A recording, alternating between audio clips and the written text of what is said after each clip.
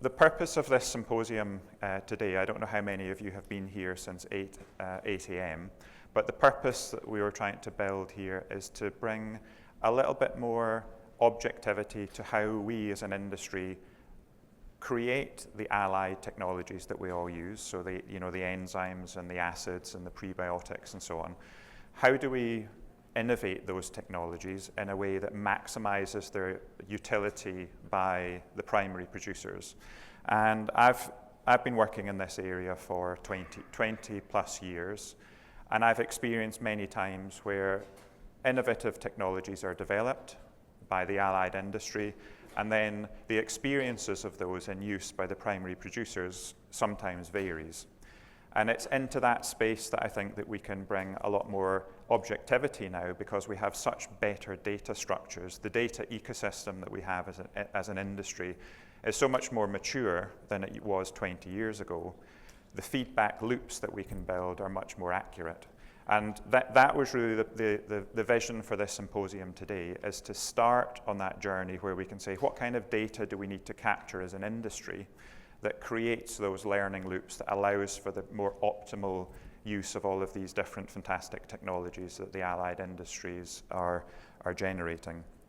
And when we think about the value that these different technologies bring, and some of the problems that creates for the primary producers to consider how much value they're actually getting, they broadly fall into three categories. The first one is relatively straightforward. It's the feed cost reduction.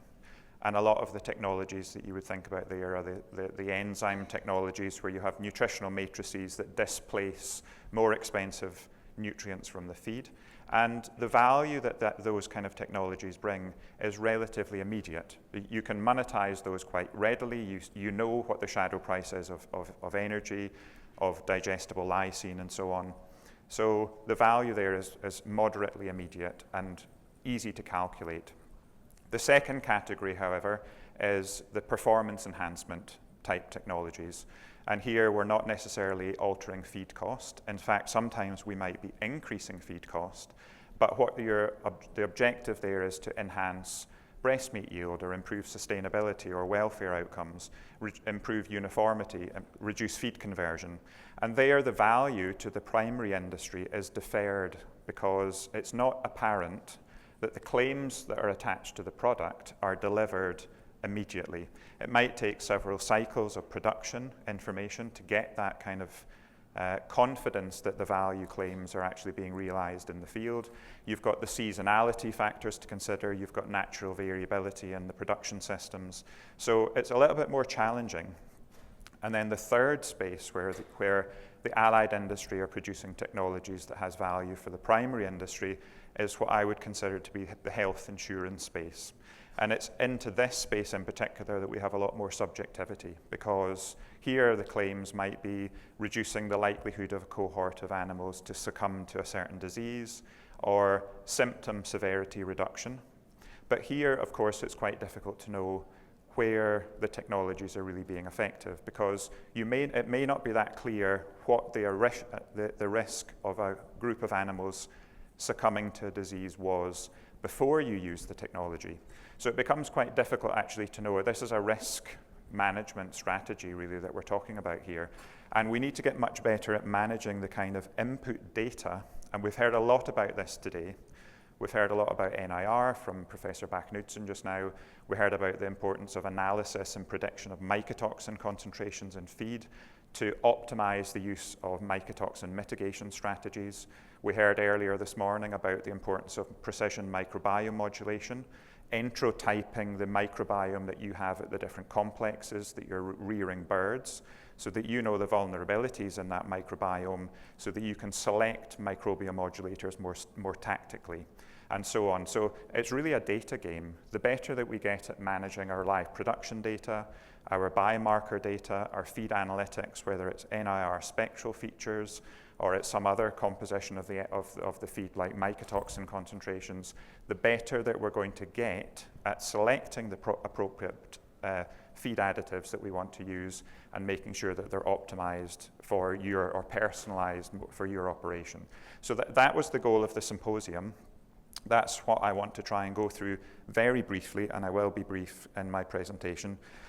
I'm going to introduce a little bit about what we've been doing in VRAX, but that will be 1 or 2 slides maximum.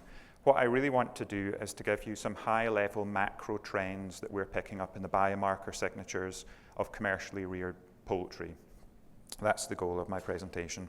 I'm going to touch on microbiome very briefly with one example. So mostly it's going to be the nutritional biomarkers that I'll talk about.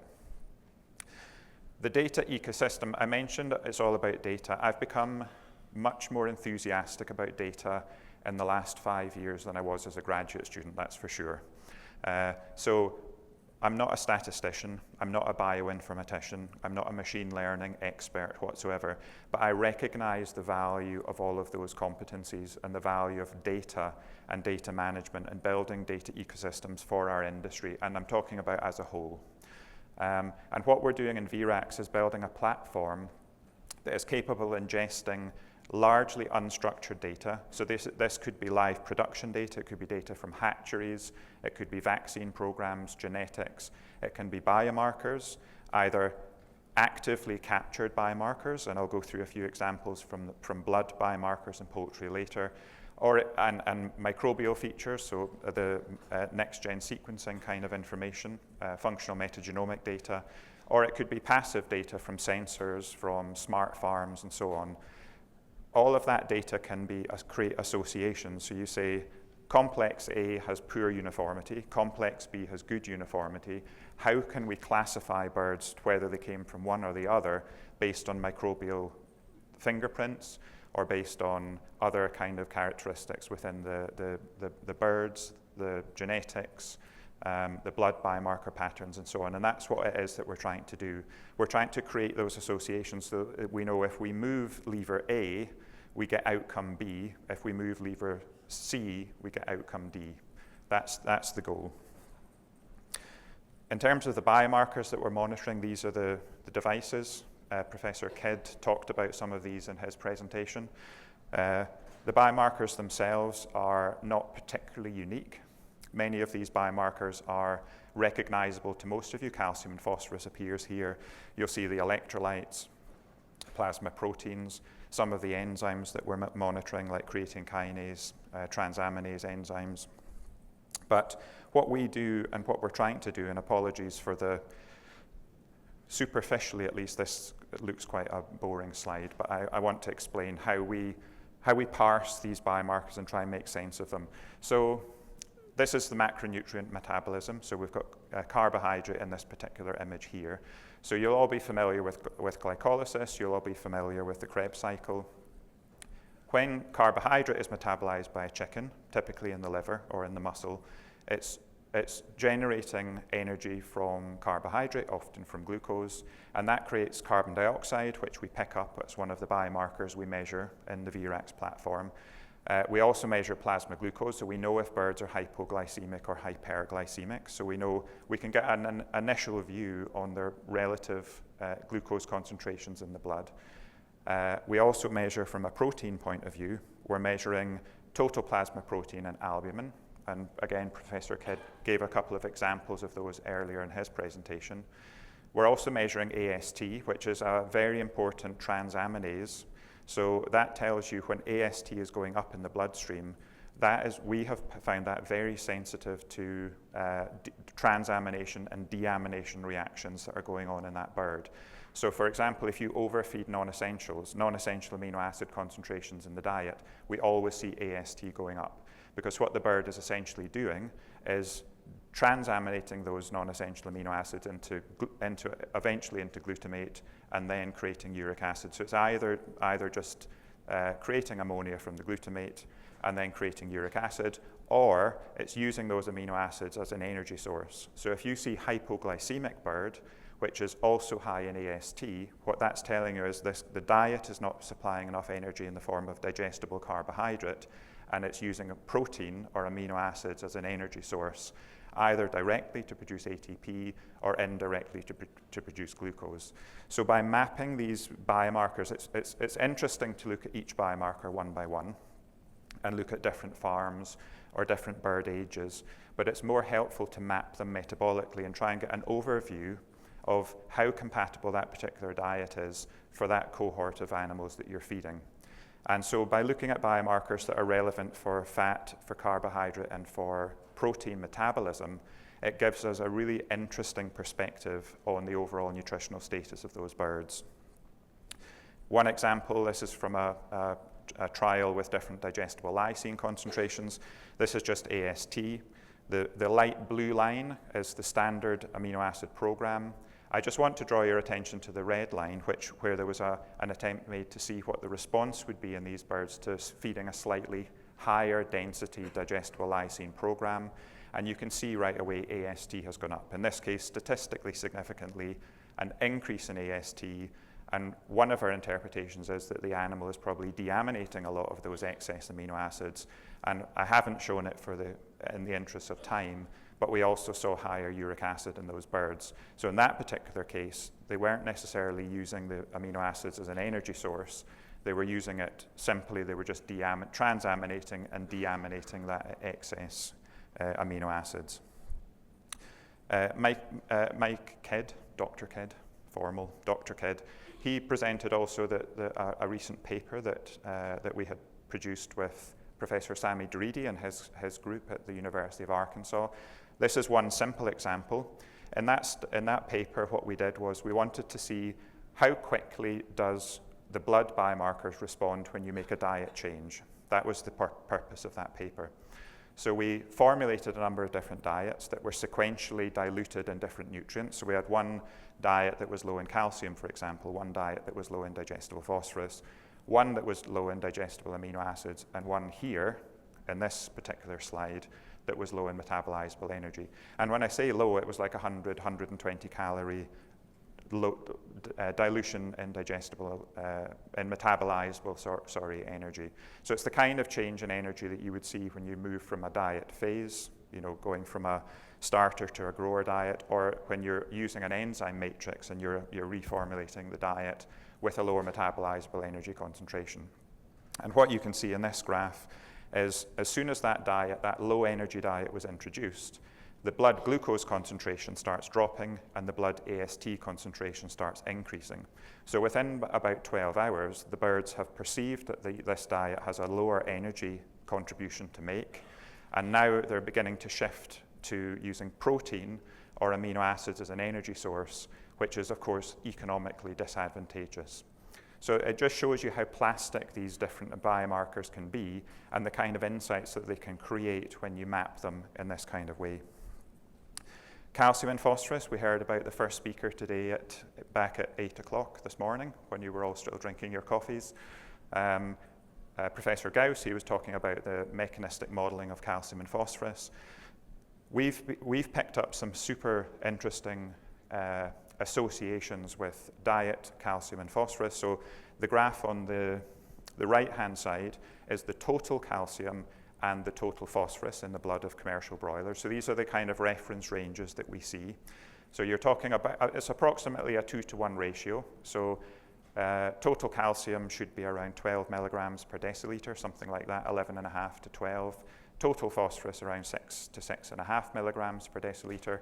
And then the ionized calcium, which is the graph that you see on the left-hand side, that's the millimoles per liter. And that is actually the most interesting of the calcium indices, is the ionized calcium, because it's the metabolically active form of calcium in blood. And it's about 40% typically of the total calcium is ionized. And how much calcium is ionized depends on blood pH. So that's a pH-dependent relationship. So if you see acidosis or alkalosis, that can have a very important implication for bone health, bone porosity, and then all of the associated skeletal issues and bacterial translocation related issues and so on. So there's actually connections between blood pH and calcium status of the bird. I mentioned associations. We're also monitoring very closely the veterinary health outcomes from necropsies and so on. And we can see ionized calcium, for example, if it drops below about a 1.3, and certainly below 1.2 or 1.1 millimoles per liter, that's when you start seeing very significant increases in the prevalence and severity of things like femoral head necrosis and rickets and other skeletal abnormalities. From a phosphorus point of view, we also pick up big swings in plasma phosphorus. And again, all of the data I'm talking about here is commercially reared broiler data. So we have run experiments to validate certain pieces of this, but most of what you're hearing about today is commercial broiler data.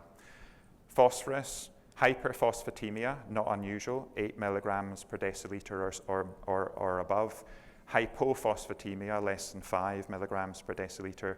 We see both of those phenotypes expressed at relatively high prevalence in commercial birds.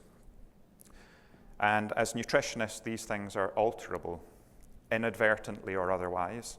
So this is some work that was published by Carrie Walk, and she was looking at the effect of changing diet calcium concentration on the x-axis on venous plasma calcium, and this is milligrams per deciliter. The units here on the y-axis are actually a typo. And what you'll notice is that the significance of the change in blood calcium that can be achieved by changing diet calcium is quite modest. So you've got a massive swing on the x-axis of about 1% in diet total calcium, generating around a 1.5 milligrams per deciliter change in plasma calcium. And this is what we often see. It's relatively difficult to change blood calcium concentration by changing diet calcium. However, and this is the kicker, if you change diet calcium, you change profoundly plasma phosphorus, and you do so quite persistently. So hormonal regulation kicks in for plasma calcium, but for plasma phosphorus, you can induce a hyper or a hypophosphatemia by over or underfeeding calcium. And I've cited a few papers here showing some of the things that have been published since 2018 on this topic. You can also change plasma phosphorus by changing diet phosphorus, and it's another example from Carrie's work, looking at changing total diet phosphorus and the effect that has on plasma phosphorus. But I wanted to pick up one thing, and this is something that we've been talking about a lot in the VRAX team recently, and has also been talked about by Daniel Venn. And I don't know if anyone knows Daniel Venn. He's, I think, Canadian. He certainly operates in Canada, and he's a vet, and he's also been monitoring the similar blood biomarkers, often in laying hens, but also in commercial poultry in general. And he's picked up the same kind of issue that we have been picking up recently in the VRAX team, and that is that plasma phosphorus in commercial birds seems to have an annual variability to it. And you don't see this until you start tracking these things for long enough. And we've been doing this since 2019. Now, remember I said that the baseline reference range for phosphorus in commercial poultry is around 6.5 milligrams per deciliter. If you look at the 2014 value that we've got in the top right-hand corner of this graph, we're at, 7.5? So there's been like a 25% or so increase in plasma phosphorus associated with the 2023 harvest, because remember, the birds that we're feeding in 2024 are getting the 2023 corn harvest. And we are exploring this quite a lot in the program, and what we've seen is that there's really high phosphorus levels in the 2023-2024 corn in particular, but in cereals in general. And this is not only in the US. We're picking up hyperphosphatemia in Latin America. We're picking up hyperphosphatemia in Europe. We're picking up hyperphosphatemia. I mentioned Daniel Venn has already been talking about this publicly with his customers, because he's also picking up this high phosphorus signature, which I find profoundly important, because if it's true that there's a baseline alteration with plasma phosphorus in commercial birds going up and down over years, of course, how we apply phytase, how we apply vitamin D, the importance we attach to digestible calcium formulation systems, limestone quality systems, is very, very important. Acid base, I talked about very briefly, and the importance that has on ionized calcium. We also heard a lot about potassium from Professor Kidd, and I'm glad that Nelson Ruiz mentioned chloride, because we're also monitoring very systematically the acid-base status of commercial poultry. And this is how we map it in this image here. So it's not enough just to measure blood pH, which we do. We have a good idea of when birds are clinically acidotic or alkalotic. But you also need to measure bicarbonate, and you also need to measure CO2 to determine, is this bird acidotic because of respiratory acidosis, i.e. very high plasma CO2 concentrations, which we see very often in winter months, by the way. So there's also seasonal trends here. Ambient CO2 in the shed goes up, CO2 in the blood goes up, and that creates carbonic acid increases, and you end up with low blood pH. So that's a respiratory acidosis signature. We also see metabolic acidosis, and that's associated quite often with chloride. And electrolytes in blood in general always have to be electroneutral. So your sum of sodium and potassium has to equal on a molar basis the sum of your anion gap, your bicarbonate, and your chloride. So if chloride is increased, you're overfeeding chloride in the diet, or you're using chloride-based drinking water additives, for example, that's going to create a metabolic acidosis associated with perturbation to the acid-base status, or the cation-anion basis in the bloodstream. And that forces renal compensation and other things associated with wet litter. Of course, drinking water intake goes up. The reason, by the way, potassium isn't actually mentioned as a cation here is that from a blood point of view, which I've actually find really interesting, the baseline reference range for sodium in blood is about 140 millimoles. For potassium, it's about 4. So as a quantitative contributor to the cation concentration in blood, potassium is relatively insignificant. But from a diet point of view, of course, potassium is much more important than is sodium. And this is an example from a commercial operation. Different complexes looking at pH on the right-hand side. You just looking at the complex in red, you can right away you can see these birds were in an acidotic state, the red complex on the top right-hand graph.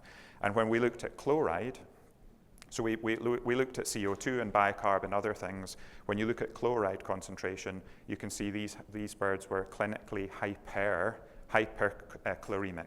So there was a high chloride concentration in the blood, generating a low blood pH. Metabolic hyperchloremic acidosis would be the diagnosis here. And in this particular case, it was associated with high chloride intake in these birds. So chloride really does drop blood pH. Chloride can dissociate the water dipole, so you get an increase in free hydrogen ion concentration when there's a very high chloride concentration in the bloodstream, and that causes all of these issues. And nutritionally, my colleague Matthew Livingston published this paper a couple of years ago, where we fed a diet based on sodium bicarbonate or a diet based on sodium chloride. Chloride being around 0.3 in the sodium chloride-based diet, about 0.23% diet chloride in the sodium bicarb-based diet, and we achieved approximately a 1.5 millimolar change in chloride in the blood, which doesn't sound a lot, but a 1.5 millimolar change in blood chloride concentration is enough to change blood pH by almost half a log. So very, very sensitive changes in this whole space. So when we're thinking about like the kind of topics that Professor Kidd was talking about with soybean and potassium concentration or chloride concentration, these things actually have quite big impacts that go way beyond the typical things that we would measure. We might just see wet litter and not necessarily know what's going on. And what's going on actually is the bird is renally compensating for the electrolyte imbalance that we've inadvertently caused. I'm just going to wrap up my presentation with a nutritionist's take on microbiome data. I'm not a microbiologist. We heard from Mick Watson earlier. So you should be familiar with what these K-zymes are. I've literally got 2 slides for the people who are leaving. Don't everyone leave. But this is the kind of information that the metagenomic sequencing can provide. And I just want to make one last takeaway point on this microbiome data from a nutritionist perspective, because if you map what's going on from an enzyme point of view within the cecal microbiome, and then you map that to this kind of graph here. Now, I just want to draw your attention to the starch column. GH13 is one of the main glycoside hydrolases, GH glycoside hydrolase, that is associated with starch metabolism. When we see an increase in the relative abundance of genes that are associated with that particular enzyme carbohydrase class, that tells you that there's a lot of starch entering the cecum, which is obviously not ideal. Nutritionally, we want to minimize that. And we can often see that that's associated with farms that have poor uniformity. And this is an example here with a healthy farm and an unhealthy farm, where you can see in the unhealthy farm a very significant increase in the abundance of genes associated with that starch degradation glycoside hydrolase family. So actually there's information encoded in the microbiome that's really helpful from a nutritional point of view to understand and even potentially predict in the field digestibility, which is something we've never been able to do before because it's impractical to put titanium dioxide or acid-insoluble ash or chromic oxide into commercial diets. So this is a way of maybe using the microbiome data to predict or infer information about the relative digestibility of macronutrients. Super interesting opportunity per se, and also of course for generating next generation microbial modulators and so on. So to wrap up, I think I can't stress enough how important data is. You know, we in DSM Firmenation in our digital teams are interacting with many of you in the primary industries in different countries, and we see many examples of fantastic data ecosystems, well annotated databases that are well standardized, and we also see people who are struggling a little bit to get a handle on their data in a really effective way. But the more data that we can have access to and the more structured that data becomes, the easier it is for us to use our machine learning kind of approaches and creating the kind of associations that I've been talking about before. Baselining where your operations are at, identifying nutritional gaps, identifying and predicting health challenges. So my last comment is that it's my goal, you know, and I take it very seriously, to try and bring more personalization to the recommendations that we bring you from a feed additive point of view. It's not enough to just produce a feed additive and market it in a generic way. The more information that we have about your NIR feed features, your microbiome intro signatures, your blood biomarker profiles and so on, the easier it is for us to personalize the choices of the feed additives that we would recommend, the matrix values that we might associate with them, and the expectations that we can deliver in terms of enhanced performance or improved health. So with that, I hope I haven't overset my time. Thank you very much.